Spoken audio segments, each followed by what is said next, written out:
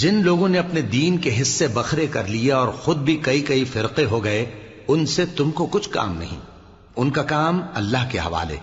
پھر جو کچھ وہ کرتے رہے ہیں وہ ان کو سب بتائے گا۔ جو کوئی اللہ کے حضور نیکی لے کر آئے گا تو اس کو ویسی 10 نیکیاں ملیں گی، اور جو برائی لائے گا تو اسے سزا اس جیسی ہی ملے گی، اور ان پر ظلم نہیں کیا جائے گا۔ کہہ دو کہ مجھے میرے پروردگار نے سیدھا رستہ دکھا دیا ہے، یعنی دین صحیح، طریقہ ابراہیم کا، جو ایک اللہ ہی کے ہو رہے تھے اور مشرکوں میں سے نہ تھے۔ یہ بھی کہہ دو کہ میری نماز اور میری قربانی اور میرا جینا اور میرا مرنا سب اللہ رب العالمین ہی کے لیے ہے، جس کا کوئی شریک نہیں، اور مجھ کو اسی بات کا حکم ملا ہے، اور میں سب سے اول فرما بردار ہوں۔ کہو کیا میں اللہ کے سوا کوئی اور آقا تلاش کروں، جبکہ وہی تو ہر چیز کا مالک ہے،